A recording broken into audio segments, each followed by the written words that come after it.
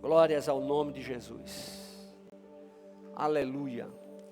Primeira carta aos Coríntios, capítulo 2. 1 Coríntios, capítulo 2. Louvamos a Deus por mais um ano de vida que Ele concede ao nosso amado irmão Alexander. Deus abençoe grandemente a você, a sua família.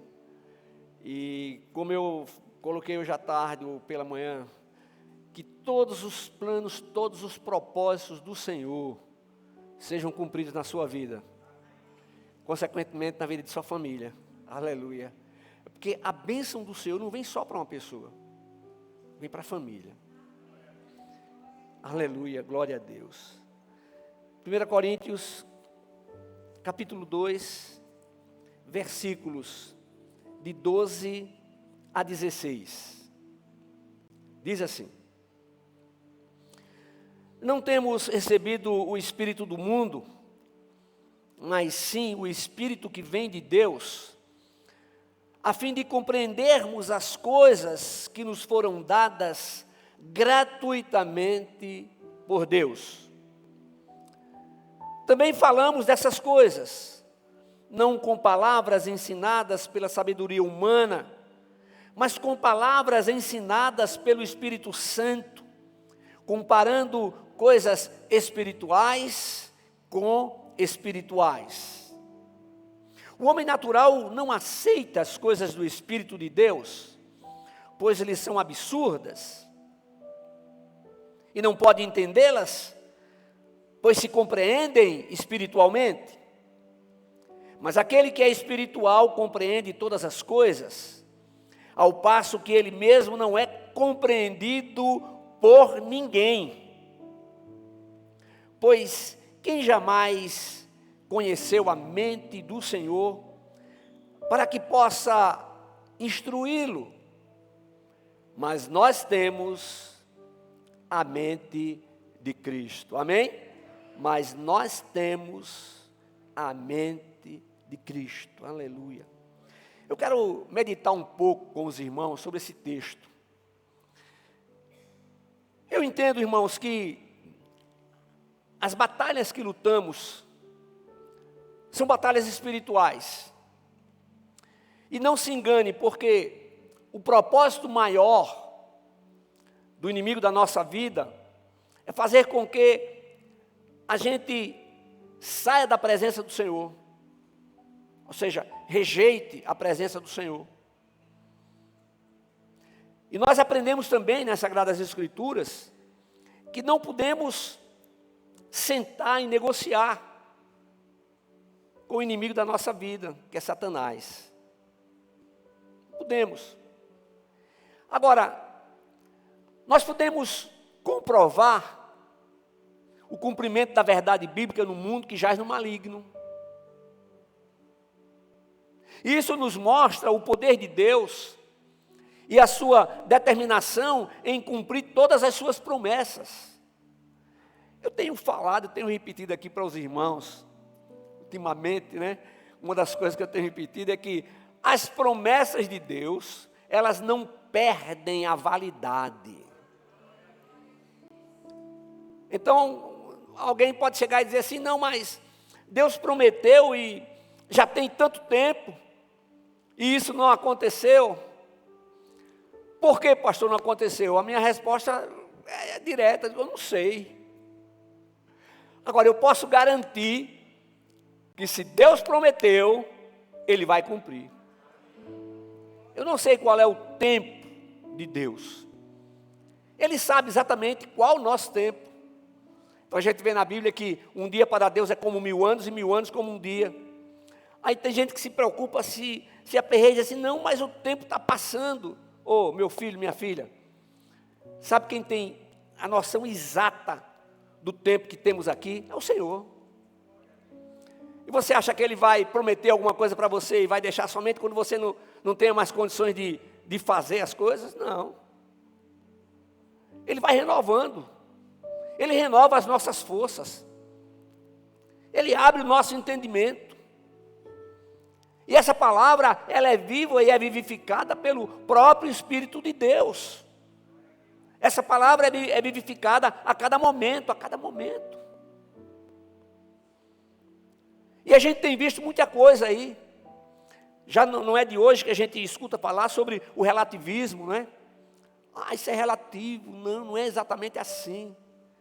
A Bíblia diz exatamente o que está escrito. Amém. A Bíblia não precisa de complemento. Ela não precisa ser atualizada, porque é o Espírito de Deus quem atualiza. Aleluia. Glórias ao nome de Jesus.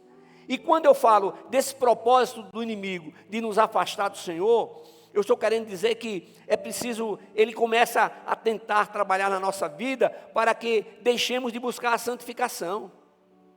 Santificação, pastor, no terceiro milênio, mundo globalizado, comunicação não é mais problema. Eu me lembro que há muitos anos, né, não tinha ainda essa facilidade de ligação. Eu estava na casa de um dos tios, e a minha tia estava no Rio de Janeiro, e o meu tio tinha pedido uma ligação com antecedência, com mais de 24 horas, e ficaram de completar essa ligação num período de, digamos, de 7 horas da manhã até as 19 horas, podia ser qualquer momento, né? E eu me lembro que ele ficou na expectativa, procurando, fechou a sala para não ter barulho, e com muita dificuldade, né?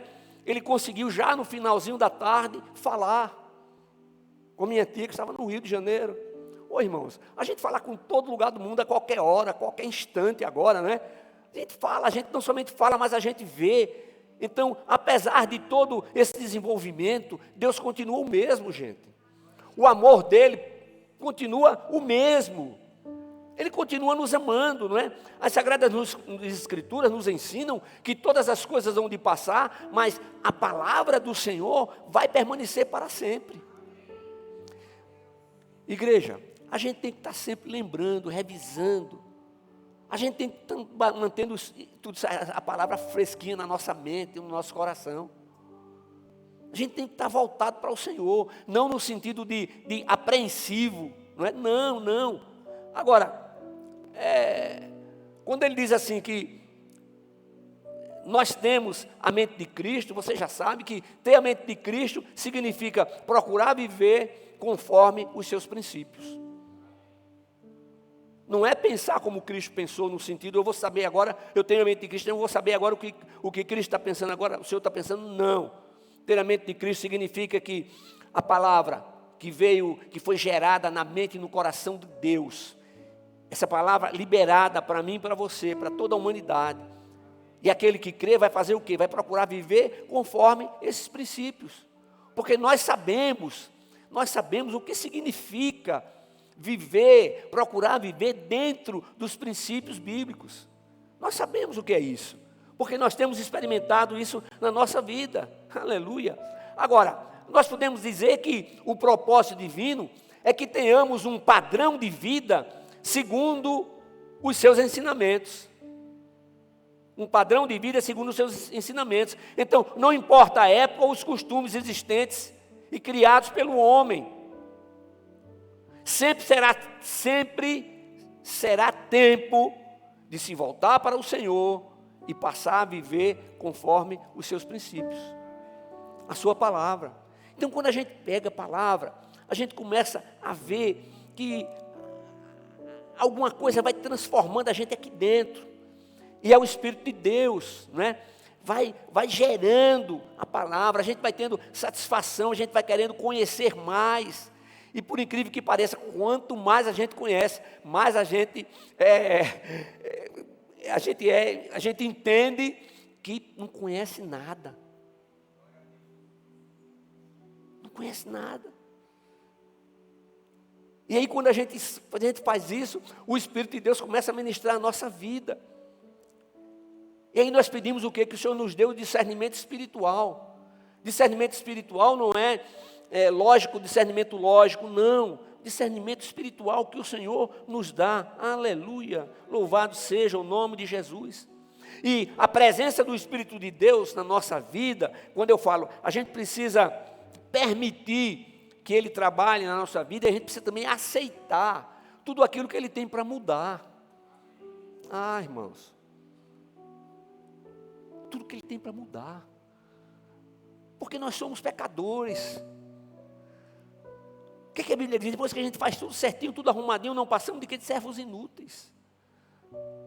A palavra de Deus também que o Senhor nos ama, o Senhor já nos amava antes de tudo ser criado.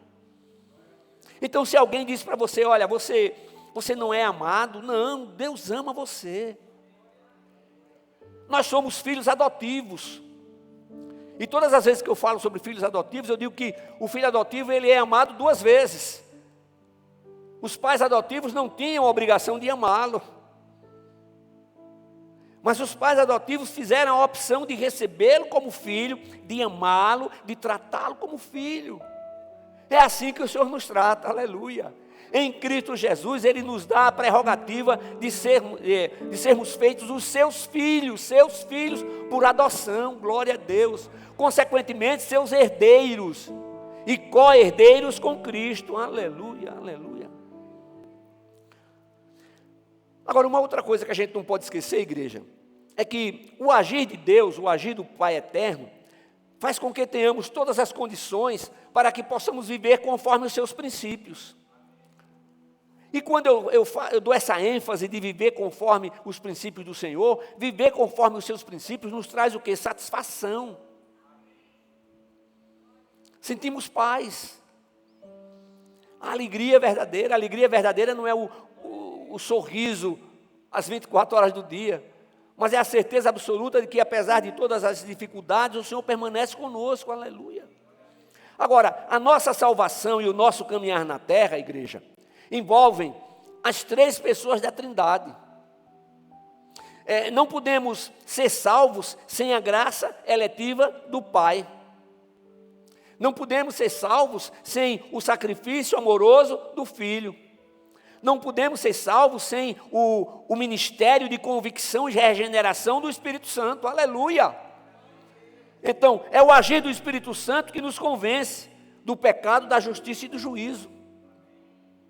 Ele quem traz o consolo e o conforto nas horas difíceis. Irmãos, pastor, eu não vou chorar. Pode chorar, mas você não vai se desesperar. Nós não nos desesperaremos. É claro que na partida de um ente querido existe a dor da separação. Olha, meu irmão, minha irmã, deixa eu falar uma coisa para você. Se chegar na sua mente algo para duvidar da palavra de Deus, pare, repreenda, glorifique o nome do Senhor e entenda que isso não vem de Deus. Eu não vou aceitar porque Deus tratou Davi daquela forma. Eu não vou aceitar porque a mulher adúltera foi tratada daquela maneira por Jesus. Quem somos nós? Que é isso? Nós temos que aceitar. É por isso que a Bíblia diz que é para viver por fé. Não podemos esquecer disso. Não importa o que as pessoas falem lá fora. E as perseguições, de uma certa forma, sempre existiram. De forma direta, há algum tempo atrás, por incrível que pareça, no Brasil, está havendo hoje lugares onde está havendo isso. E qual é o papel da igreja? Orar, apresentar diante do Senhor, clamar. Agora, a igreja é composta de pessoas falhas. Aí às vezes a pessoa imagina o seguinte: não, agora eu vou para a igreja dos crentes, né? Vou ver lá eu quero o Jesus dos crentes, porque aí não tem mais problema, não tem nada. Não, tem problema sim, tem lutas. Agora a grande diferença, eu tenho dito para vocês, é a presença do Senhor. A presença do Senhor na nossa vida faz toda a diferença. Então nós somos o quê? Nós somos edifício de Deus. E precisamos construir esse edifício de Deus com qualidade. E o fundamento é Jesus Cristo, a pedra sobre a qual a igreja está edificada. A igreja não está edificada sobre Pedro. Pedro é fragmento de pedra. O fundamento é Jesus Cristo, a pedra sobre a qual a igreja está edificada. Então o mundo não consegue entender isso. O mundo não aceita essa verdade espiritual, porque é uma questão de fé no Deus eterno. Então, qual é a sensação que a gente vai sempre ter? Mesmo remando contra a maré do mundo, nós estamos testemunhando que há um Deus vivo e verdadeiro, um Deus que nos ama, um Deus que supre as nossas necessidades, o Deus que vai à nossa frente, está na nossa retaguarda, do nosso lado direito, do nosso lado esquerdo. Ele luta as nossas lutas. Não significa que a gente vai ficar de braços cruzados sem fazer nada, não. Significa, Senhor, aí eu começo a clamar ao Senhor. Senhor, meu, o que é que eu tenho que fazer? Ah, você vai testemunhar. Ah, você vai proclamar a verdade bíblica. E como faremos isso? Através da palavra, sim. Muito mais através do testemunho. Testemunho de vida. Como é que a gente vai viver? Aí vem a firme convicção de que continuamos sendo pecadores, entretanto pecadores que não conseguem mais viver na prática do pecado. É isso. Mas continuamos pecadores, aleluia. E você se alegra com isso, pastor? Não.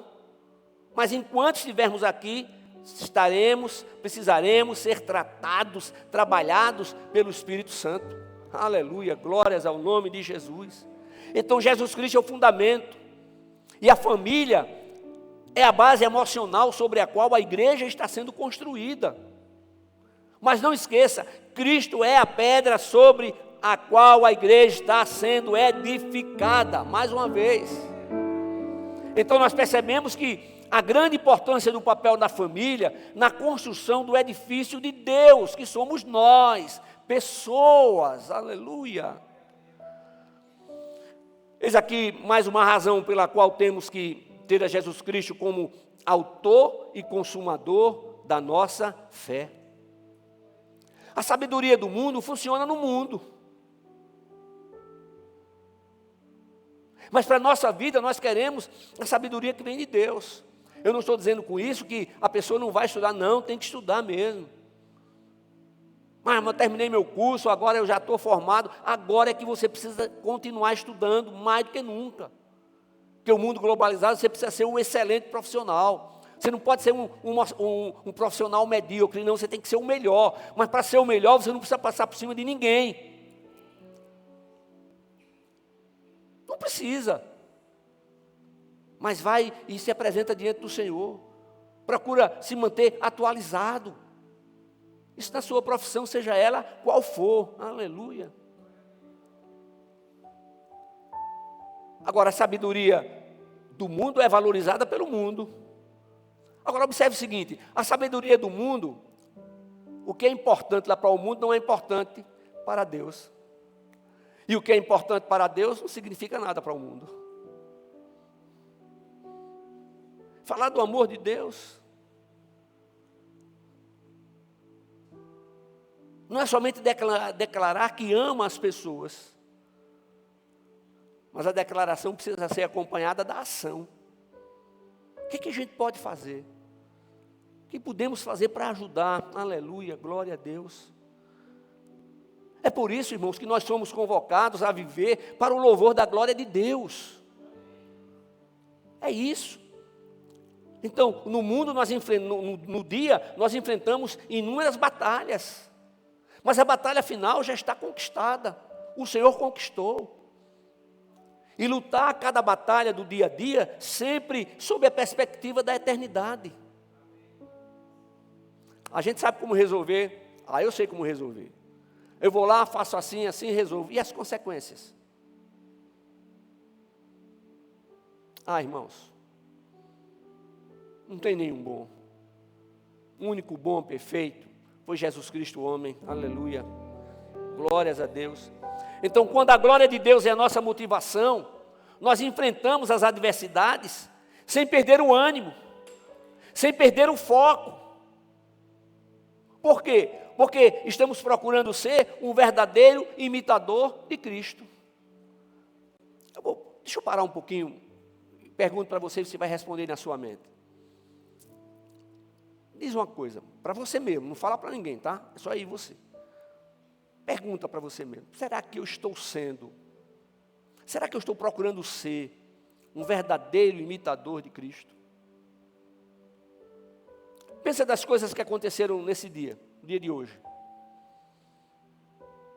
Então você pode dizer, depois de pegar tudo aqui que foi feito até agora, dizer assim: as minhas atitudes, as minhas palavras, consequentemente as minhas decisões,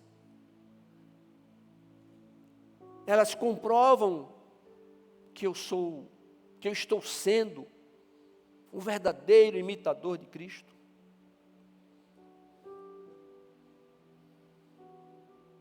É com cada um. Se a resposta foi não, você vai e diz: Senhor, eu quero fazer isso, eu quero viver. Então, o Senhor vai dar o quê? Mais oportunidade, porque o nosso Deus é o Deus das oportunidades. Então eu vou procurar viver a partir de agora, não a partir de amanhã, mas a partir de agora. E viver a partir de agora, para o louvor da glória de Deus, não significa que você vai deixar de viver, mas significa que a sua vida vai ter um sentido diferente. É isso, irmãos. É isso que a gente tem que fazer todo dia. E a gente faz 100%? Não. É por isso que aquela verificação, que está lá em 1 Coríntios 11, autoexame, obrigado. Aquele autoexame que Paulo fala lá em 1 Coríntios, no capítulo 11, na hora da ceia, não é somente para a hora da ceia, não, gente. Aquilo ali é para o tempo inteiro. Aleluia. Aí pensa assim: como é que eu tratei meus pais hoje? Como é que eu tratei meu cônjuge hoje? Aquele momento difícil, como é que eu me expressei? Ô irmão, tem uns caras que são meio nervosos, né? Tem uns bichinhos que são nervosos, os cabas nervosos aí, danado, que qualquer coisinha vai.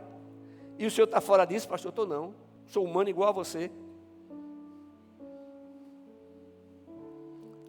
Mas esse é um esforço no sentido de dizer: eu quero o Senhor, eu procuro o Senhor, eu procuro fazer isso. E isso não pode ser algo que seja feito somente dentro de casa, não, é em todo o tempo, somente na rua. Aqui nós temos esse lugar, esse ambiente legal, onde a gente vem, a gente ora, a gente louva ao Senhor, a gente adora ao Senhor, mas a gente não vai ficar não, a gente vai lá para fora. Vamos estar lidando com pessoas que ainda não tiveram a mesma experiência que a nossa.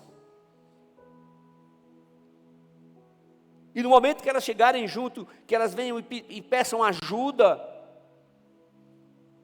vamos orar. Durante o dia eu sempre recebo alguns telefonemas. E telefonemas onde eu tenho que orar naquele momento. Então eu digo assim: tá bem, falou, a pessoa fala: você pode me escutar só mais um pouquinho, eu quero fazer uma oração. Por que eu oro na hora? Porque se eu for deixar para orar depois, somente depois, sei lá, se eu esqueço. Mas quando a pessoa liga, que ela pede, está precisando de ajuda, ela está precisando de ajuda naquele momento. Então a gente vai orar, vai apresentar diante do Senhor. Então, para que isso aconteça, a nossa vida tem que estar o quê? Nós temos que estar procurando verdadeiramente viver para o louvor da glória de Deus. E viver para o louvor da glória de Deus, aí a gente volta lá, é procurar viver conforme os princípios contidos nas Sagradas Escrituras. Irmãos, não existe nada melhor do que estar na presença do Senhor. Agora, será que realmente esse tem sido o nosso verdadeiro propósito? Como servos, como discípulos de Cristo? Será que não está aqui arraigado em mim esse propósito de verdadeiramente viver para o louvor da glória de Deus? Eita Jesus! A gente gosta das coisas que a gente tem. Eu tenho, está na minha mão, que vem para mim, lá dura a vida inteira e mais 100 anos, como o cara diz, né? Aí um dia desse eu fui trocar o óleo lá do Fusquinha. Imagine, era um sonho, sacrifício medonho, conseguiu comprar e vamos ajeitando, e quando estava voltando para casa, atrás tinha uma senhora, uma jovem senhora, no telefone, e daqui a pouco eu escuto, bem.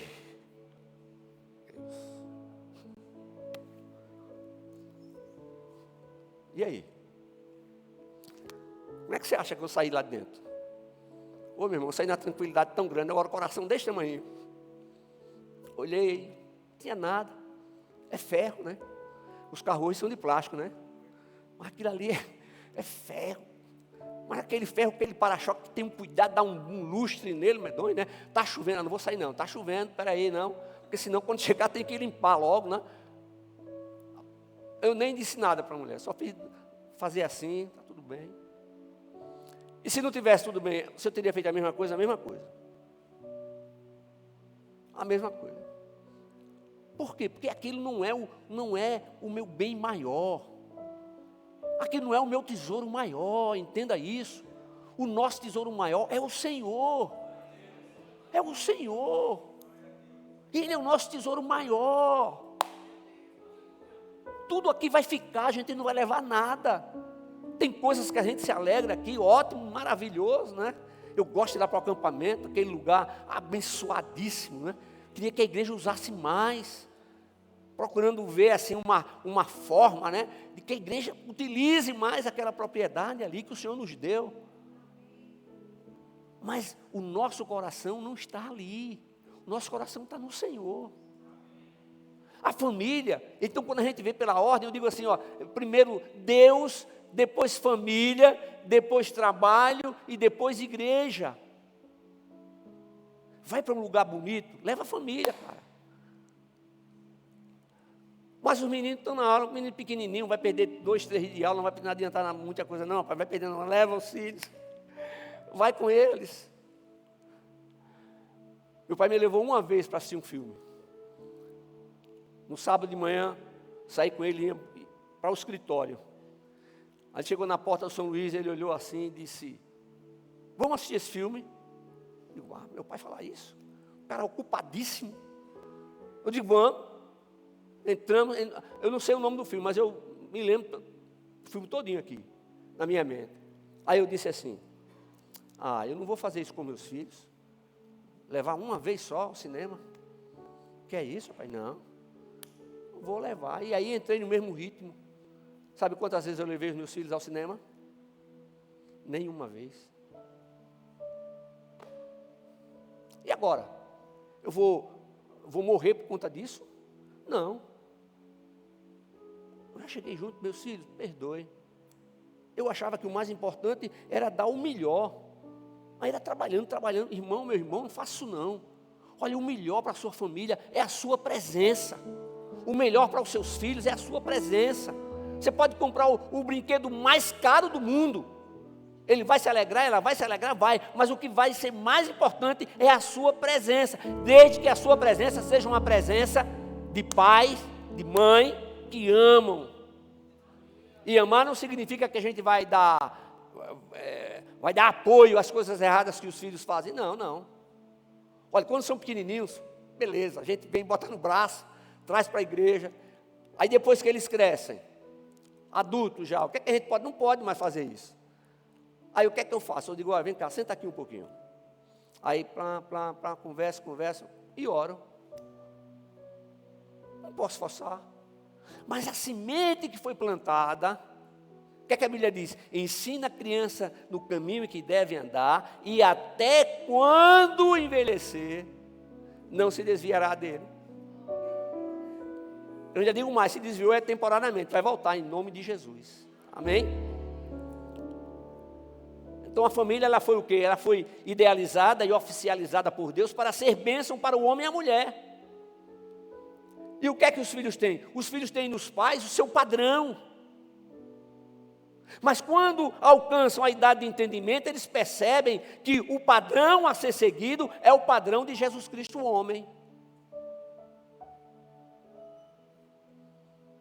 Eu me lembro de uma senhora que morava lá na nossa rua, e ela disse assim, todas as vezes que aquele senhor passava aqui, eu junto com meu marido, eu dizia para ele, aquele homem tem algo diferente. Glória a Deus.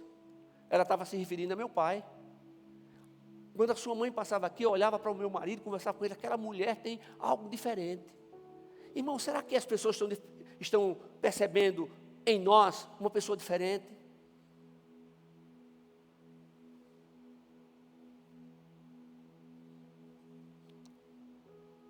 Será que estão?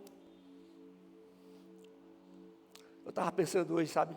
Assim, Deus, em nome de Jesus, tira essa chatice de mim, porque eu acho que eu sou um cara tão chato que, sinceramente, Deus, eu não quero isso não. Aí a gente vai dando lugar e vai mudando, né? Eu fechava a cara, me trancava todo, porque era tímido. Eu dizia, não, se eu fecho a cara, me tranco todo, ninguém vai nem me incomodar. E o negócio funcionou, mas só fui descobrir isso depois, lá adiante. Quando a gente vai tendo o entendimento. Pai, mãe, o tempo, ele passa. O dia de hoje, ele não vai voltar nunca mais. Esse momento de hoje, ele não vai voltar. Então, quando a gente para, o que é que a gente tem? A gente tem só esse momento, igreja. Agora, já passou. Agora, ficou no passado. Vim para cá, agora voltei. Já é passado. Então, se a gente para e pensa assim, a gente programa tudo, né? Aí tem agenda para 2024, tem casamento, tem noivado, tem não sei o quê. Glória a Deus. Vamos ver se isso vai ser realizado mesmo. Eu quero que seja. Aleluia. Mas quem pode garantir? Então, como é que eu e você, como nós estamos vivendo esse momento aqui, agora? Irmãos, já houve momentos na minha vida que, eu digo assim, se arrependimento matasse, tinha morrido já há muito tempo. E o que resta fazer? Reconhecer que errou, chegar para a pessoa e dizer, em nome de Jesus, me perdoe. Agora, não pode ser uma coisa que o cara pede perdão e volta a fazer de novo. Não, irmão. Não vai ficar relembrando. O meu marido pediu perdão e agora ele repetiu. A minha mulher pediu perdão, agora repetiu. Não vai ficar relembrando aquilo.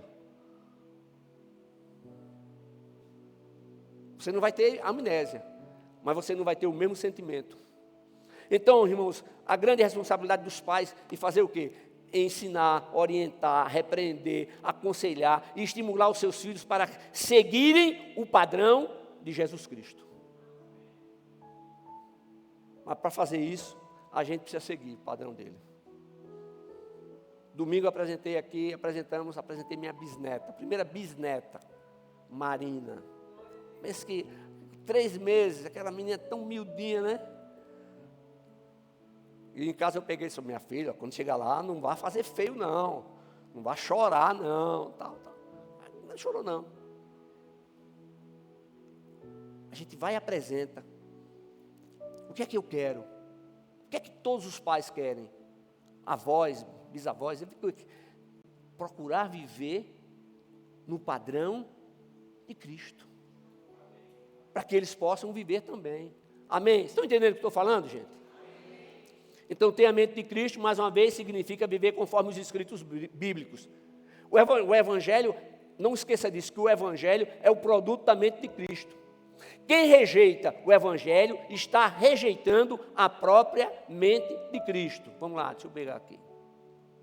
Agora, nós precisamos observar que a bênção do Senhor está sobre a vida de todos aqueles que estão em Cristo.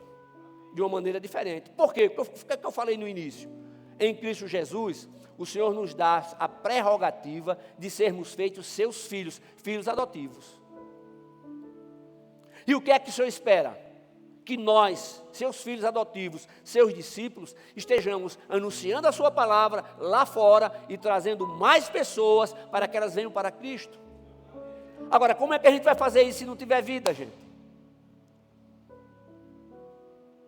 Fica até calado, eu não vou envergonhar o Evangelho, o cara diz, porque meu comportamento é tão ruim. Começa a mudar a partir de agora, cara. Muda a partir de agora. Em nome de Jesus. Aí o Senhor, sejam solteiros, casados, separados ou viúvos, Deus tem propósito na vida de vocês. E aqui, Efésios capítulo 1, versículo 3, diz assim, bendito seja o Deus e Pai de nosso Senhor Jesus Cristo, o qual nos abençoou com todas as bênçãos espirituais nas regiões celestiais em Cristo. Amém? Equipe louvor. Então o que é que está acontecendo? Em Cristo Deus está o quê? Deus está abençoando a sua vida. Deus está abençoando a sua casa. Deus está abençoando a sua família. Deus está abençoando o seu trabalho. Deus está abençoando os seus projetos, porque os seus projetos serão sempre projetos onde estarão incluídos os filhos. Mas os meus filhos já casaram, glórias a Jesus. É você e sua mulher. E eles não são família? Não são. Agora eles formam um novo núcleo familiar. São familiares. Mas porque eles casaram e saíram, a gente não vai orar por eles? Não vai. Aí é que a gente ora mesmo.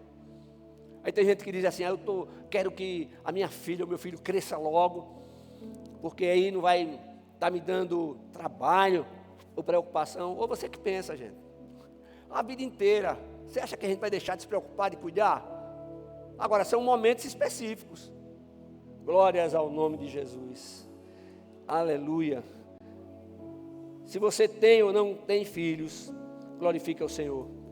Porque Ele sabe todas as coisas. E Ele age em tudo para o bem daqueles que o amam. A Bíblia nos apresenta o reino de Deus. A Bíblia nos faz conhecer o seu rei. A Bíblia anuncia o poder que Ele tem no universo. A Bíblia traz a revelação do autor da criação. A Bíblia nos prova a sua existência. Aleluia, glória a Deus. Então, eu quero encerrar com um texto que está lá em Tiago, capítulo 4, versículos 7 e 8, que diz assim: sujeitai-vos, pois, a Deus, resisti ao diabo, ele fugirá de vós. Chegai-vos a Deus, e ele se chegará a vós. Lavai as mãos, pecadores, e vós, de duplo ânimo, purificai os vossos corações. Meus amados irmãos, eu encerro dizendo que, se a gente levar a sério as promessas do Senhor, tudo aquilo que está escrito na Bíblia Sagrada, a nossa vida vai ser vivida de uma maneira diferente. Eu mandei hoje para a lista de transmissão 2 mensagens. A segunda foi um texto bíblico, e a primeira mensagem foi dizendo assim: você tem orado pelo Brasil? Quando eu estou falando orar pelo Brasil, gente, estou falando orar pelo país como um todo. As pessoas, os governantes, aquilo que nós pretendemos. Como igreja, esse é o nosso papel. Mas se a gente não fizer isso na família, como é que a gente vai poder fazer isso para quem está lá fora? Então que Deus nos abençoe e que haja um despertamento para que verdadeiramente possamos viver para o louvor da glória de Deus. Possamos viver conforme os princípios bíblicos. Amém? Fiquemos todos de pé, equipe de louvor.